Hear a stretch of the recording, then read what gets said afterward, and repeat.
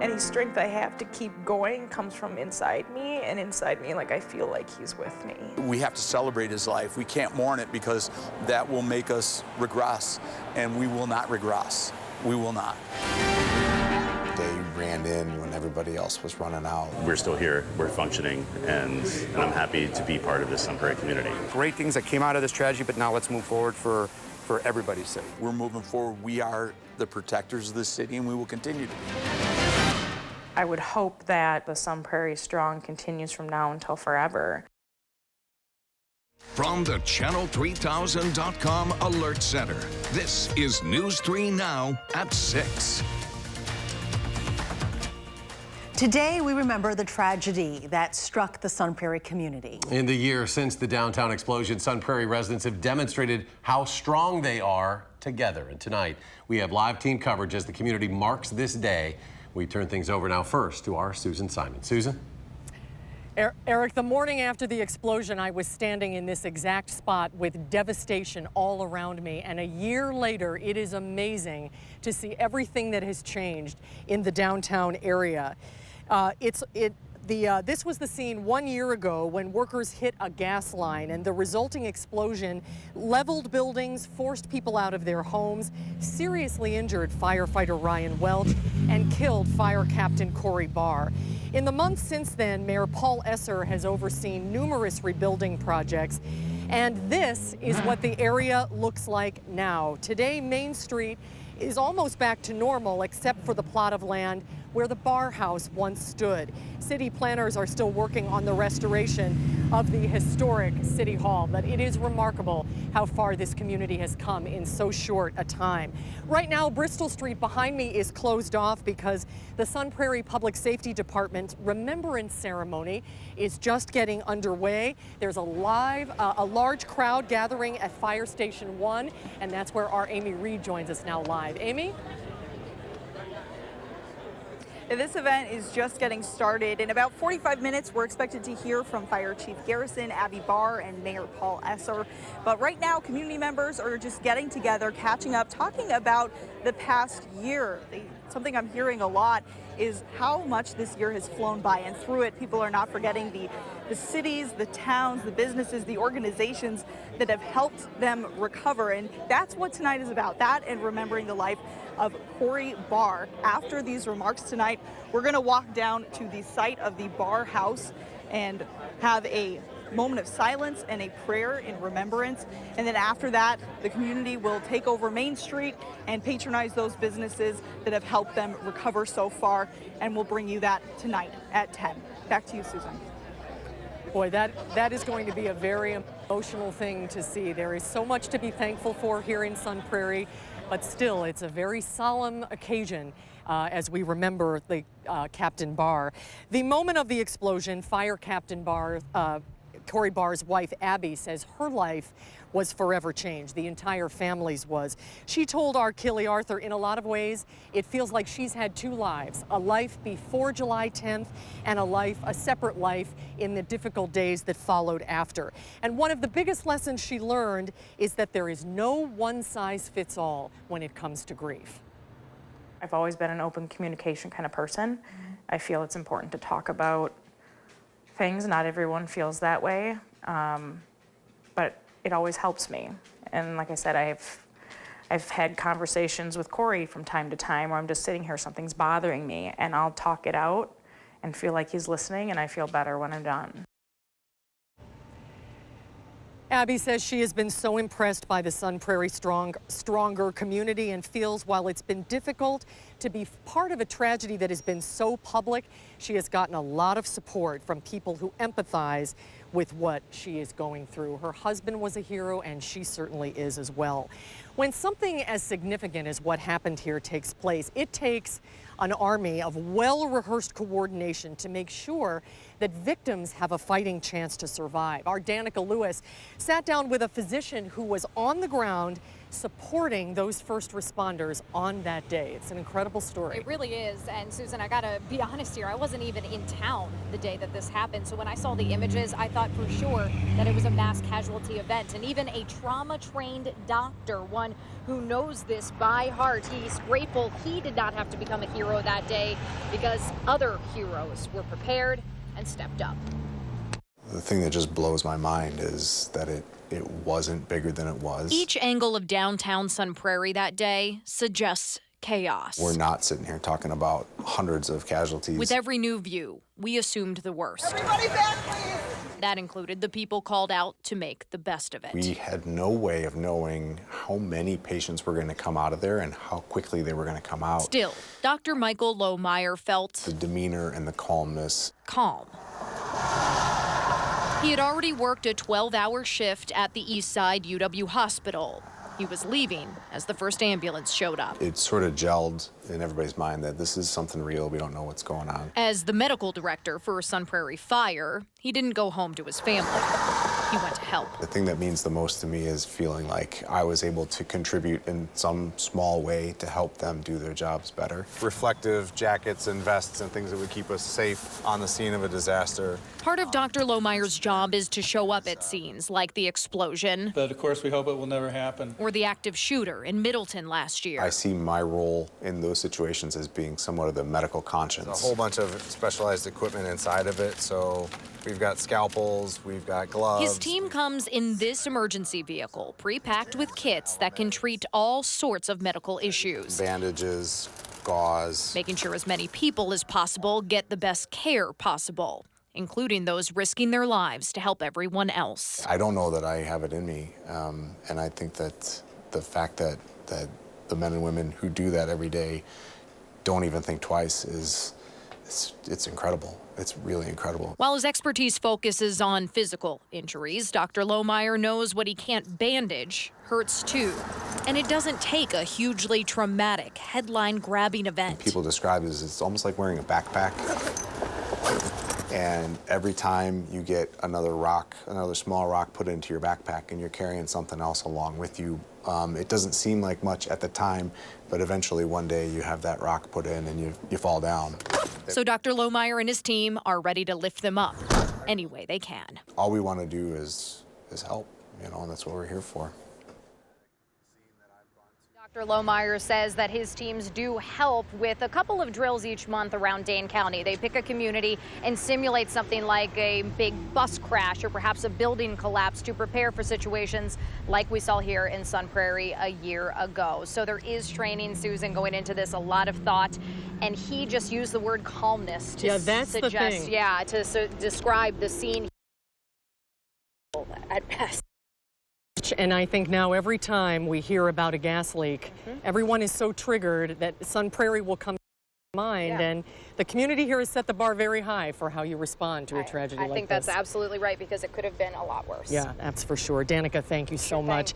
The two companies involved have both been cited by OSHA for what they call serious violations. Bear Communications and subcontractor VC Tech have been fined nearly $13,000 each for not calling Diggers Hotline.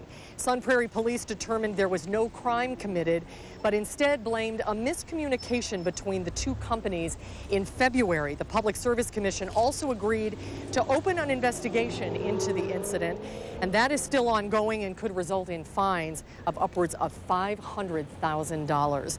Today, the city of Sun Prairie is asking residents to volunteer and to participate in acts of kindness to honor the explosion anniversary. The public library is providing an opportunity for kids in the community to get involved. We set up a table and basically a card making station with stamps and markers and paper, magazines that they could use to cut out pictures to just show our fire department, police department, and EMS department how thankful we are for all the work they do to keep us safe every day. I'm sure that will be very meaningful for the first responders, and you still have time to stop in and make a card with your family. The library is open until 9 o'clock. A disaster relief fund was created here in Sun Prairie immediately after the explosion, And our generous News 3 Now viewers were part of the group that raised over $600,000 for that fund. Amanda Quintana has more on how that money will be displaced and how residents and owners and all of the need that still remains. We were going to do a big grand opening to usher in the next holiday season, with all the bells and whistles that we hadn't been able to the first time around, but we didn't get that far. Dan and Elizabeth Donahue were only in Sun Prairie for 8 months before the explosion. Their chocolate caper shop wasn't even officially open yet, the first business they built on their own in the old City Hall building facing the bar house. It was incredibly painful to lose. From the outside, even a year later, windows are busted and boarded up, pieces of glass sit outside with no signs they're anywhere close to moving back in. We get daily phone calls, Facebook messages. People are driving out to the Oregon store from Sun Prairie, and it's a constant, when will you be back? When will you be back? And we just still don't have a firm date to give them, so that's hard. That's really hard. To make things even harder, loss of income insurance money runs out on the 1-year anniversary of the explosion today. The basic truths are that we're still in debt for the build out from the original space, so this will be additional. The Chocolate Caper was one of a number of businesses chosen to receive money from the Disaster Relief Fund. That few $1,000s allowed the Donahues to pay their employees and keep things running out of their Oregon shop. That was really a frightening blow, at the time. And if we hadn't had that reimbursement, I'm not sure we would have been able to front load our supplies for the holiday season. But they know others weren't relying on the donations simply for supplies. To wake up one day and think it's just a normal Tuesday, and then later that evening coming home from work to find that you no longer have a home. Sunshine Place helped 105 people, including 35 families who were displaced, totaling more than $238,000 from the fund. Some spent the money on essentials like clothes and food, others on deposits and rent, higher than what they were paying before. A year later, many of those people are trying to move back into homes they can actually afford in the long term. They've just been trying to regain control of their life. That has been the biggest message all across, is that, they lost that control initially and now they're just trying to move on. Even though the owner hasn't gotten the building back in working order, the Donahues say they will come back to Sun Prairie even stronger. This is where Shop Local becomes so important, for all of those businesses affected, because that's how you rebuild. Amanda Quintana, News 3 Now. And now that the area is considered a historic district, that will bring in benefits to rebuild the old City Hall, historically accurate. At the same time, Sunshine Place is expanding and taking the explosion response as an example of their need for more space. The green space right over my shoulder is where the bar house used to be. And the grass growing there, it's sort of a living symbol, guys, that this community, life is moving on here, that they're rebuilding, they're healing, and they're moving forward. And it is amazing to see how far Sun Prairie has come in just the past year. We'll send it back to you. All right, Susan and our News 3 Now team, well done in Sun Prairie, well done to everyone, the entire community in Sun Prairie. Susan, thank you.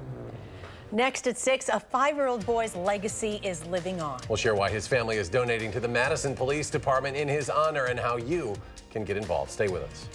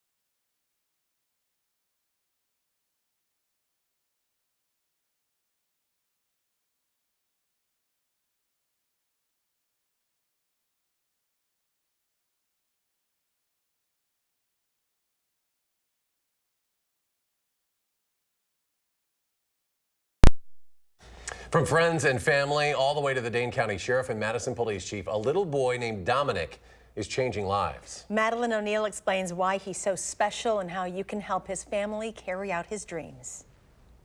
He would always spread kindness to everyone. Sometimes it's the smallest things. The moments that I treasure the most are the small moments that leave the biggest impressions. There are so many memories of him. Mom Megan May says little Dominic had large plans. Here's the hat for his costume. He said, well, I want to be a police officer so I can help people. This kid was distinctly different. Plans the 5-year-old shared with Madison Police Chief Mike Koval during a chance meeting. I would have had no way of knowing that he could have been such an incredible booster shot for me at a time of going through some very difficult struggles. The next time Koval encountered Dominic, it was on scene after the boy was hit and killed by a car. I completely lost it. Just completely. Dominic had an honorary officer funeral and stays with Koval wherever he goes. If I start to have a pity party, I remember this young man. A reminder that all Dominic stood for, this simple and puristic joy about life, is still going strong. Here's a family that has chosen to take in a tragic event and not squander what their son would have wanted. In the almost year since her son's death, May and her family have started Dominic's Ripple, raising money for police causes. We've had just even simple acts of kindness that people have done because of Dominic. The memory of a small boy's kindness continues to grow. People who have on their own started a school supply drive, started a coat drive. From a ripple into an unstoppable wave. We don't want his life to end at the age of 5. We want his story to continue. This Sunday from 1 to 5, Dominic's Ripple is holding its kickoff event at the Kiva Sports Center in Middleton. Not only did Dominic want to be a police officer, but he also loved dogs. So the goal is to raise $50,000 for a canine unit for Madison PD, and we'll have more information on our website. We'll be right back.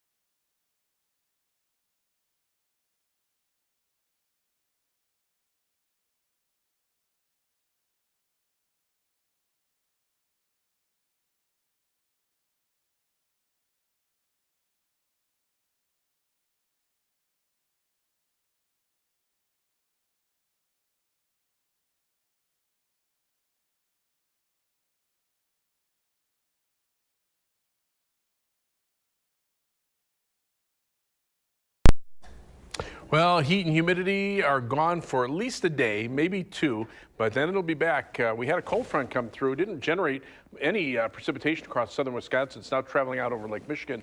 Some lower clouds on the backside in the cooler air will turn skies partly cloudy for tonight. And there are a few sprinkles associated with them, but they should probably die out before they reach southern Wisconsin because the air is noticeably drier. But we have alert days in the forecast for Sunday, Monday, Tuesday, Wednesday, Thursday, and Friday of next week for high heat and humidity. High temperatures well into the upper 80s to the lower 90s. Heat index values from 90 to 100 or even higher at a few points.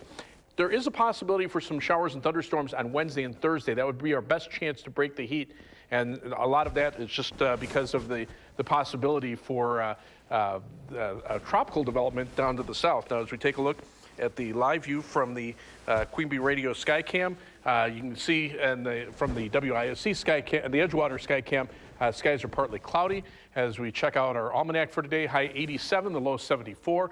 Right now, we're sitting at 83 degrees, winds out of the west-northwest at 13 miles per hour.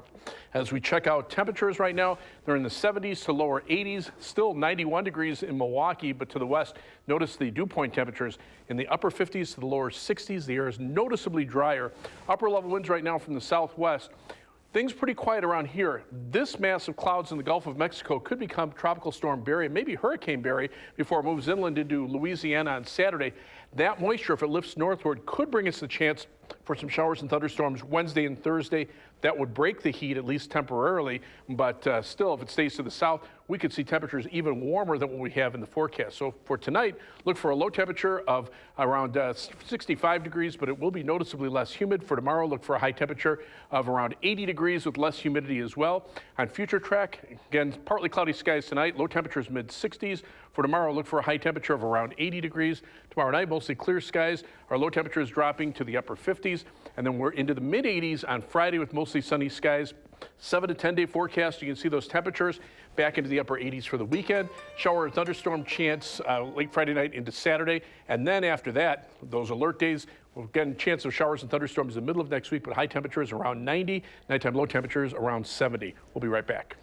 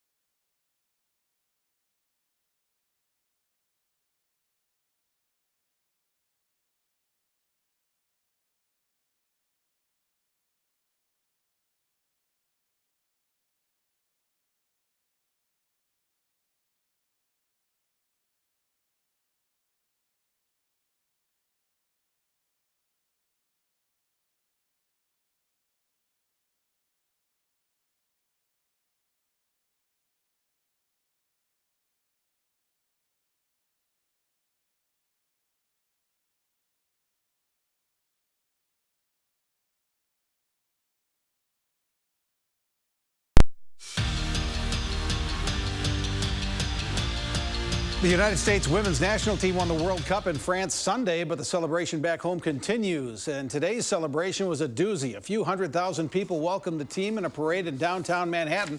Good old-fashioned ticker tape parade down the Canyon of Heroes that has honored some of the biggest names in sports history and history in general. More chance of equal pay greeted the players, and New York Governor Andrew Cuomo signed new pay equity legislation during the parade. Former Badger Rose Lavelle didn't get too political. She just wanted to take a moment and smell the roses. It's like so weird when something that you've wanted to do for so long finally comes to fruition. But I think I'm just so proud to be a part of this team, and this isn't about me. It's about this team and about everyone who supported us along the way and has helped us get here, and I feel so lucky. The Brewers have a couple more days before they get back to work after the All-Star break. They'll open a homestand against the San Francisco Giants at Miller Park Friday night. The Brewers went 47-44 in the first half. They're just a half game behind the Cubs in the Central Division and a half game behind the Phillies for the second wild card spot right now. So the Brewers are right where they want to be. Now they have to step on the gas to get where they want to go. Obviously, we had some guys who put up some numbers and had a really good first half, but the first half right now doesn't mean anything. We just finished it. There's a whole second half, and it's not how you really start, it's how you finish. So we need to make sure we finish strong. You know, obviously this division's wide open right now, so we got to go out there and play good ball and just see where we're at the end of this thing. We got a lot of games left and against a lot of good teams, so we got to go out there and figure it out. And guess who's back racing? Matt Kenseth. Last night at the 40th Annual Slinger Nationals, Kenseth and Ty Majeski had a great finish in the feature race. In the final turns, it's a drag race. In the end, the NASCAR Cup champion Kenseth knew how to defend just enough without crashing everyone. And Matt Kenseth won his 8th Slinger Nationals title. Afterwards, Kenseth said, "Hey, that's short track racing." And Majeski said Kenseth drove those final turns just the way he would have. So Matt Kenseth still has it. Probably only the race he's going to run all year, and he won it. Yeah, they think of him as an old guy. He still seems like the young guy. Matt the Brat from the old days. Gary, final check? Well, the humidity's dropping sore. The temperature is still 91 in Milwaukee, but 83 in Madison, and already in the upper 70s to our west. Dew point temperatures have dropped to around 60, so it's noticeably less humid. Low humidity for tomorrow, high of 80, 85 on Friday, but then the heat and humidity for most of next week. Gary, thanks. Thanks for joining us for News 3 Now at 6. Enjoy your evening, and we'll see you back here at 10.